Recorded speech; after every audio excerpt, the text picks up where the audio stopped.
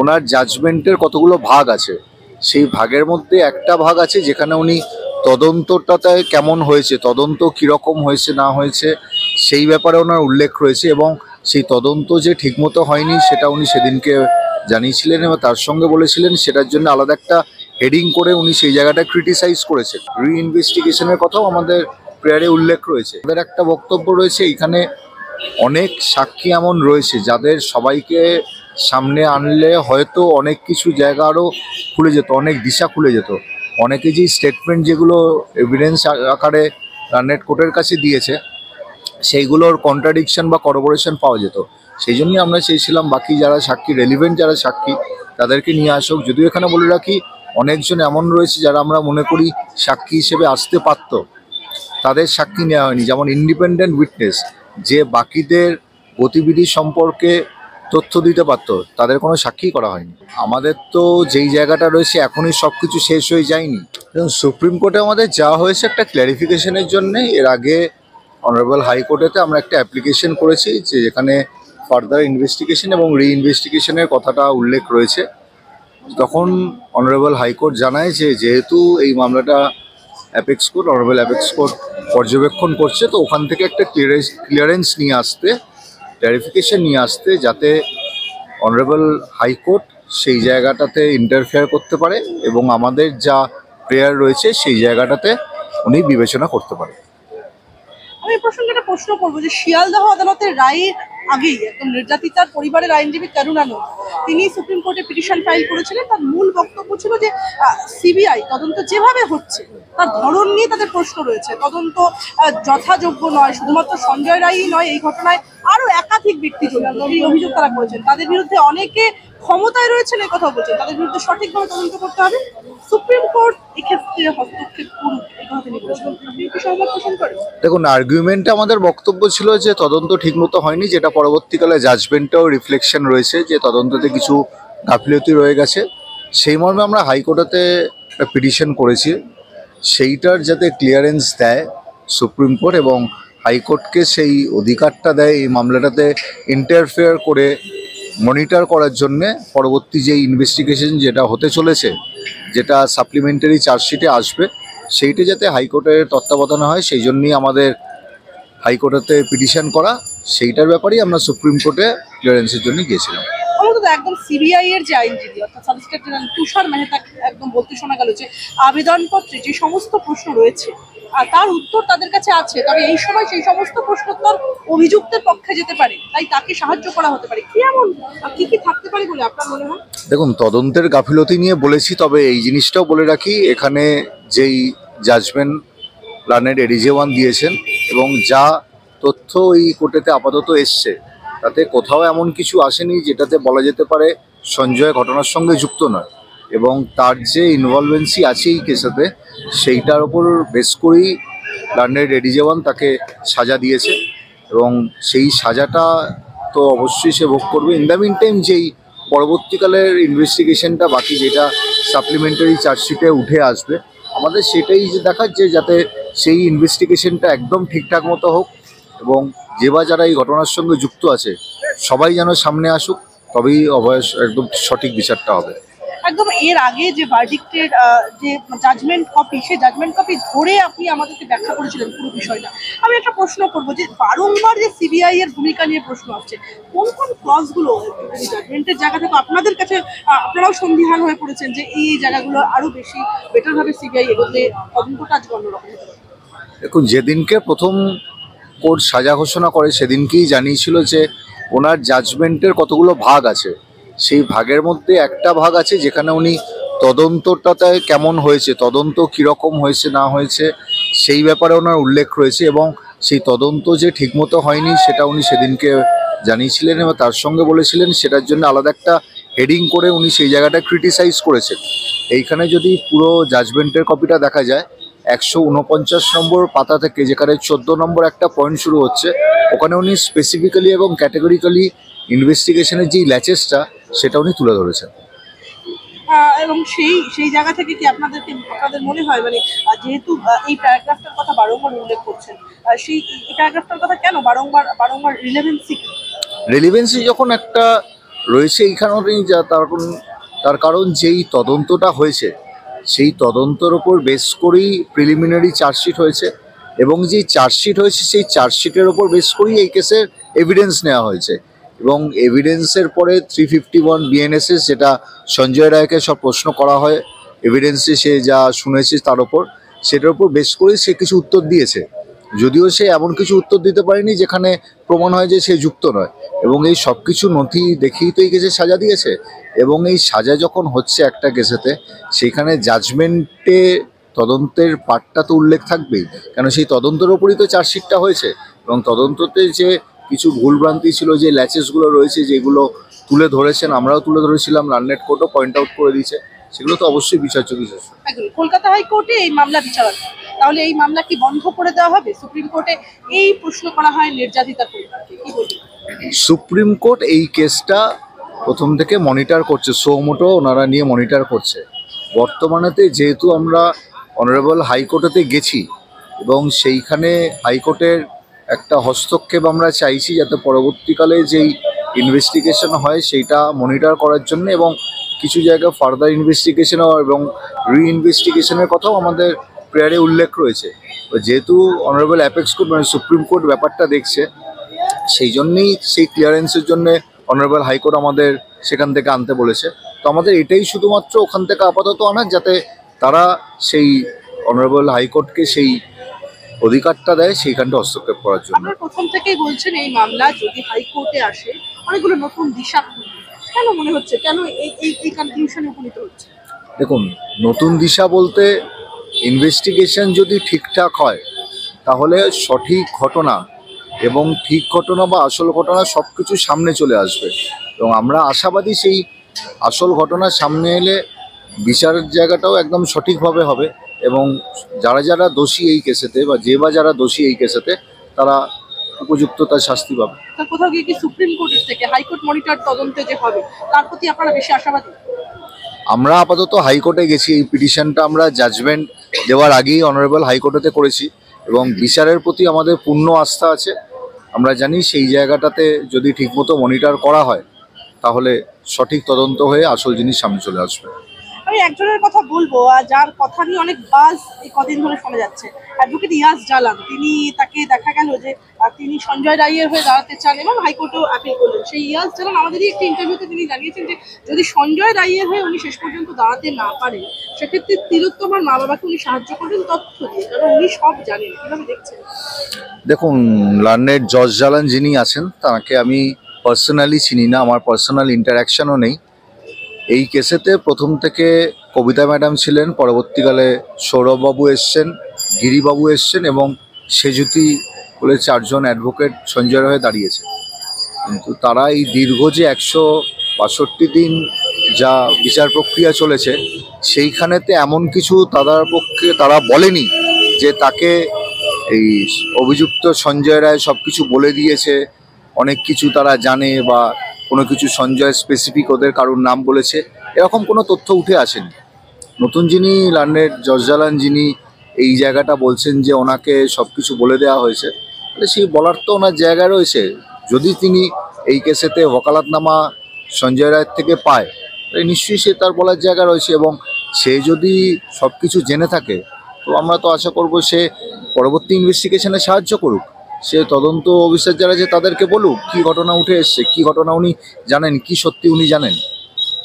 এরকম উনি যে বারংবার বলছেন, আমি লয়ের প্রভিশন থেকে বলবো, উনি প্রথমে সঞ্জয় রায়ের হয়ে অর্থাৎ অ্যাকিউজডের হয়ে দাঁড়াতে চাইলেন। ভবিষ্যতে উনি বলছেন যে তথ্যটাই মূল কথা, সেক্ষেত্রে উনি আপনাদেরকেও সাহায্য করতে পারেন এবং নির্যাতিতা পরিবারকেও সাহায্য করতে পারেন। এরকম কি কোনো প্রভিশন আছে যে উনি যদি? দেখুন, আমাদের এথিক্স বলে একখানা ব্যাপার রয়েছে, আমাদের অ্যাডভোকেটস অ্যাক্টে সেইটার ডিটেলস সব কিছু দেওয়া রয়েছে। আমি যখন কারোর হয়ে দাঁড়াবো, আমি তার হয়ে সেই মামলাটা লড়ব, সে যাতে সুবিচার পায়, সে যাতে রিলিফ পায়, সেই দিকে এগোবো। আপাতত প্রথমে উনি ক্লেম করছেন যে উনি সঞ্জয় রায়ের দ্বারা অ্যাপয়েন্টেড, সঞ্জয় রায় তাকে সব কিছু বলে দিয়েছে। তো সঞ্জয় রায়ের হয়ে দাঁড়িয়ে এখানে তো সঞ্জয় রায় একজন অভিযুক্ত, আপাতত অভিযুক্ত বলবো না, সে মানে কনভিক্টেড হয়ে গেছে। তো অ্যাকিউজডের হয়েও উনি থাকবেন, আবার ডিফ্যাক্টর হয়েও থাকবেন, সেইটা জায়গাটা আমার কাছে কনসেপ্টটা ক্লিয়ার নয়। তার কারণ আমরা যখন দাঁড়াই তখন আইদার যে কোনো একটা পার্টি হিসেবে দাঁড়াই, যে আমার কাছে ব্রিফ নিয়ে আসবে তার হয়ে দাঁড়াই।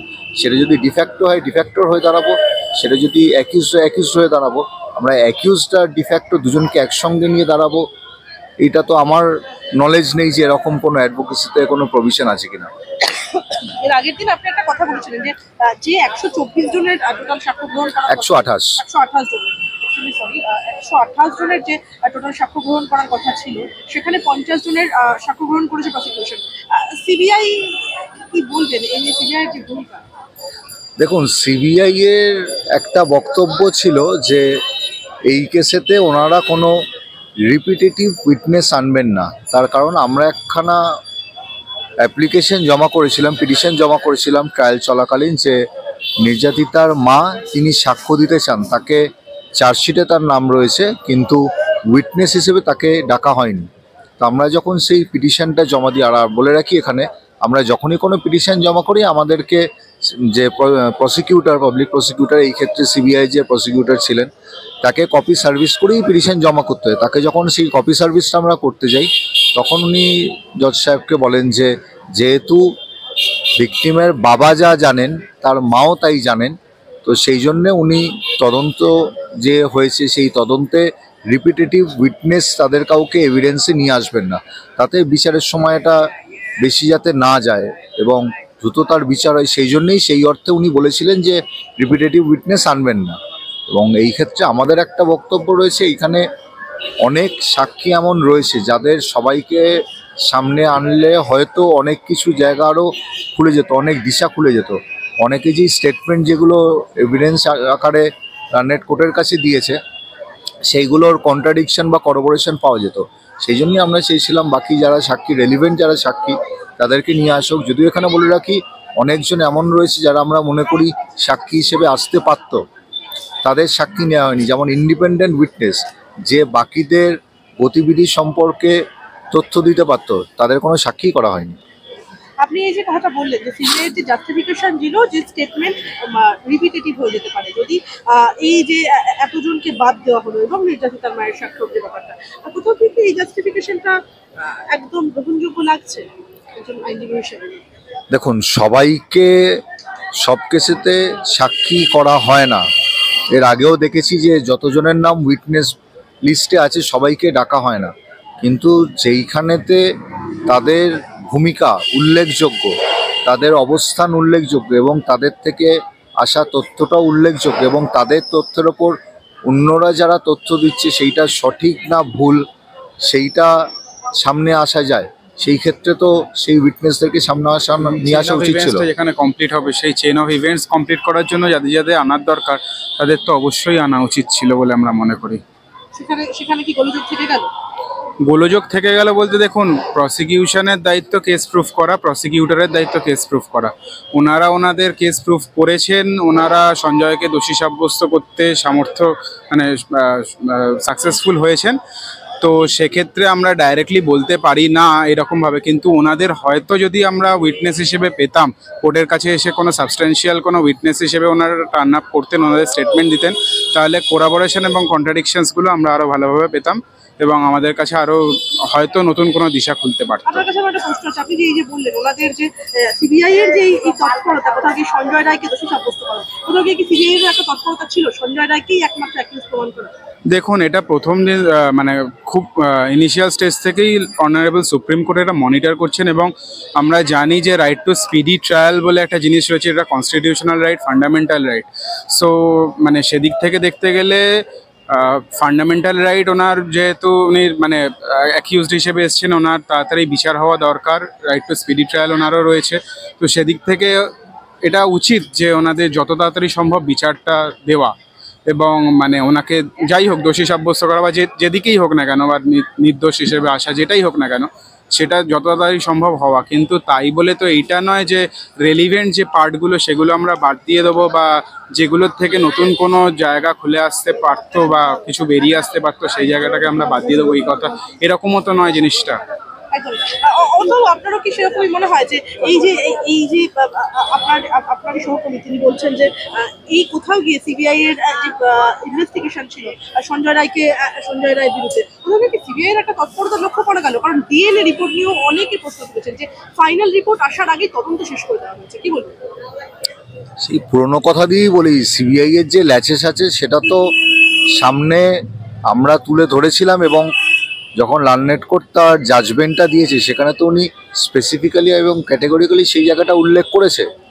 আর আমরা যে ফার্দার ইনভেস্টিগেশন চাইছি সেইটা যাতে ঠিকমতো হয় সেদিকেই তাকানো। আর বাকি যারা উইটনেস ছিল তাদেরকে তো এক্সামিন করা তো আমাদের মনে হয় হওয়া উচিত ছিল। তার কারণ দুজন ব্যক্তির যখন বক্তব্য নেওয়া হচ্ছে, দুজন ব্যক্তি ঠিক বলছে না ভুল বলছে, তৃতীয় বা চতুর্থ ব্যক্তি সেই জায়গাটাতে সাপোর্ট বা ডিসাপোর্ট করার জায়গাটা আমাদের ছিল। সেইখানে তাদের বক্তব্য যে ঠিক বা ভুল সেইটা আনা যেত। এবং যদি ধরে নিই এই 1 আর 2 বা 3 আর 4 যাদের কথা বলা হচ্ছে, তাদের যেই বক্তব্য চার্জশিটে উঠে এসছে, তাদের যেই স্টেটমেন্টটা উঠে এসছে, সেই স্টেটমেন্টটা সঠিক কি ভুল সেটা করবোরেট করা যাবে না কন্ট্রাডিক্ট করা যাবে সেটা একমাত্র উঠে আসতো। বাকি যাদের কখনোই কোনো সাক্ষ্য গ্রহণ করা হয়নি। আমি একটা প্রশ্ন করবো, তিলোত্তমার এই যে ঘটনা, সেই ঘটনায় একদম দোষী সাব্যস্ত হলেন সঞ্জয় রায়। পরবর্তীকালে একদম দেখা গেল সঞ্জয় রায়ের বিরুদ্ধে একদম রাজ্য জুড়ে যে একটা হাইপ উঠেছিল যে একদম ক্যাপিটাল পানিশমেন্ট অর্থাৎ এক্সিকিউশন, কিন্তু পরবর্তীকালে বিচারপতি অনির্বাণ দাস সেটা কোথাও গিয়ে তার আমৃত্যু কারাদণ্ড ঘোষণা করেন, লাইফ টাইম ইমপ্রিজনমেন্ট। এক্ষেত্রে দাঁড়িয়ে একদম কলকাতা হাইকোর্টে দাঁড়িয়ে নির্যাতিতার বাবা মাকে বলতে শোনা গেল যে তারা সঞ্জয় রায়ের ফাঁসি চান না। তারা বললেন, আমি কোট আনকোট বলবো, যে আমাদের মেয়ের তো মৃত্যু হয়েছে, রাষ্ট্র ব্যবস্থার দ্বারা আরেকটা যদি এরকম কোনো হ্যাঙ্গিং খুন হোক সেটা তারা চান না। এই স্টেটমেন্টের পরে একদম কোমর বেঁধে দেখা গেল রাজ্যের একদম সুপ্রিম যারা supreme political figures, Kunal Ghosh, রাজ্যের মহানাগরিক রবি হাকিম, কল্যাণ বন্দ্যোপাধ্যায়, তারা প্রত্যেকে বলছেন যে কি কোনো একটা পলিটিক্যালি ইনফ্লুয়েন্স হলেন কি নির্যাতিতার বাবা মা, এবং ক্ষতিপূরণের টাকা কি তাহলে মানে কি ক্ষতিপূরণের টাকা কি ব্যাপার অ্যাসপেক্টে কিভাবে দেখছেন? নির্যাতিতার বাবা মা যে বললো যে আমরা এক্সিকিউশন চাই। দেখুন, আমাদের কাজটা বা আমাদের ভূমিকাটা শুধুমাত্র কোর্টের যেই রেকর্ড, যেই তথ্য উঠে আসে একটা কেস হওয়ার পর, এফআইআর থেকে শুরু করে চার্জশিট, তার পরবর্তীকালে এভিডেন্স, তার পরবর্তীকালে আর্গুমেন্ট এবং জাজমেন্ট, এই জায়গাটায় সীমিত। তো পলিটিক্যাল যারা নেতারা রয়েছেন বা যারা পদে রয়েছেন তাদের কি এই ব্যাপারে অভিমত, সেই ব্যাপারে আমরা কোনোরকম অন্তত আমরা ইন্টারেস্টেড নই। নির্যাতিতার বাবা মা যে বললেন তারা এক্সিকিউশন চান না, সেটা কি? আমাদের তো যেই জায়গাটা রয়েছে এখনই সব কিছু শেষ হয়ে যায়নি। এই জাজমেন্টটাকে ধরে নেওয়া যেতে পারে একটা নতুন শুরুর দিকে এগিয়ে যাচ্ছে। এই জাজমেন্টটা একটা প্রথম সিঁড়ির ধাপ। পরবর্তীকালে বাকি যে ইনভেস্টিগেশনটা হতে চলেছে বা হচ্ছে সেইটা যাতে ঠিকমতো হয়, এবং আমরা যেই প্রশ্নগুলো তুলে ধরেছি, আমরা যেই গাফিলতিগুলো তুলে ধরেছি, আমাদের আশা যে বা যারা তদন্ত করবেন, যেই এজেন্সি তদন্ত করুক না কেন, তারা যেন সঠিকভাবে তুলে আনে। কেন আমরা তো যখন অ্যাপিয়ার করছি নির্যাতিতার পরিবারের হয়ে, আমাদের একমাত্র লক্ষ্য যাতে নির্যাতিতার সঠিক বিচার হয়। যেই ঘটনা ওনার সাথে ঘটেছে বা তার বাড়ির লোকের যা এখন অবস্থা, তারা যেন তাদের মেয়ের জন্যে সঠিক বিচারটা পায়। এই সঠিক বিচারটা পাওয়ার জন্যে যেইটুকুনি দরকার কোর্টে, আমরা সেই দিকে সবসময় এগিয়ে রয়েছি। শেষ তিনটে প্রশ্ন আপনার কাছে।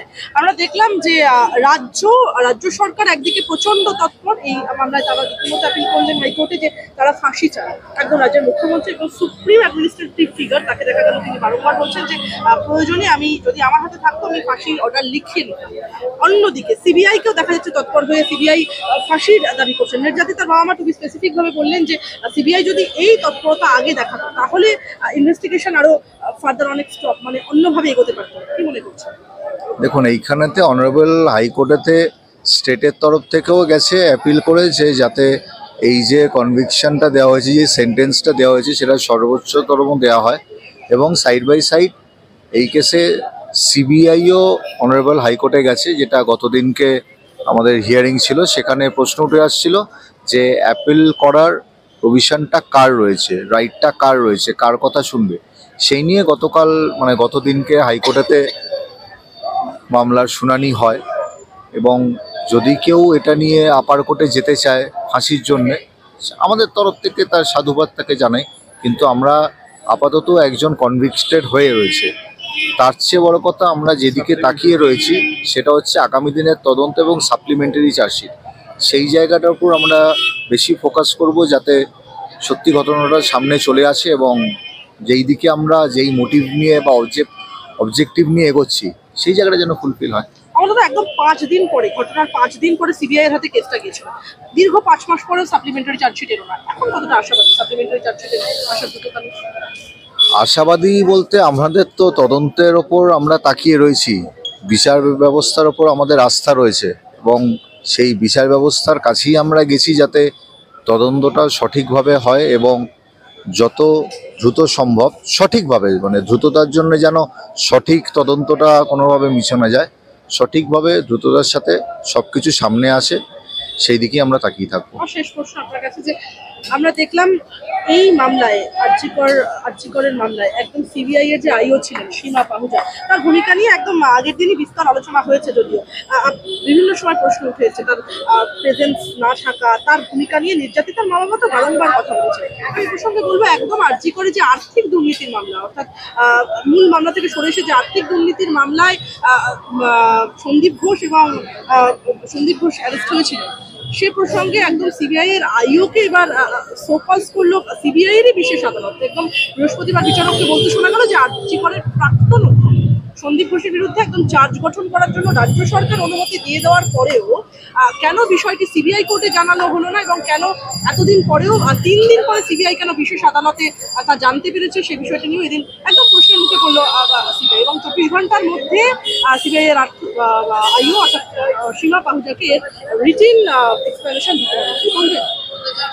দেখুন, এখানে একটা জিনিস বলে রাখি, আর্থিক দুর্নীতি মামলার যেই তদন্ত হচ্ছে সেইটার নথি আমরা আপাতত দেখিনি, তো সেই জায়গায় কিভাবে জিনিসটা এগোচ্ছে সেই নিয়ে আমাদের পার্সোনাল, অ্যাটলিস্ট আমার কোনো পার্সোনাল নলেজ নেই। তবে সীমা পাহুজা নিয়ে যেটা আপনারা বলছেন সেটা হচ্ছে গিয়ে এই কেসেতে একটা জিনিস দেখা গেছে, যখন সীমা পাহুজার সাক্ষী হচ্ছিল সেই সাক্ষীর সময় যখন প্রশ্ন ওঠে যে আপনি সাক্ষ্য গ্রহণ করেছিলেন নিজে গিয়ে, সে একাধিকবার উনি বলেছেন যে ওনার বাকি এজেন্সিরা সেই সাক্ষ্য গ্রহণ করেছে, যেই স্বাক্ষর বা যেই তথ্য কোর্টেতে চার্জশিটের মাধ্যমে কখনো উঠে আসেনি, সেই মর্মে কোনো কাগজও বা ওনার যে সাক্ষ্য গ্রহণ করেছেন যাদেরকে ওনার এজেন্সিরা, এটা বক্তব্য, সেইটা কখনোই উঠে আসেনি। ওনার যেই পার্টটা উঠে এসছে ইনভেস্টিগেশনে, সেখানে জজ সাহেবের বক্তব্য উনি স্পেসিফিক কোনো ইনভেস্টিগেশন করেননি, এবং পার্সোনাল যেই গিয়ে ইনভেস্টিগেশন করা বা নিজে থেকে যে ইনভেস্টিগেশন করা সেটা যে উনি পুরোপুরি করেননি, সেটা ওনার নিজের সাক্ষী থেকেই উঠে এসছে।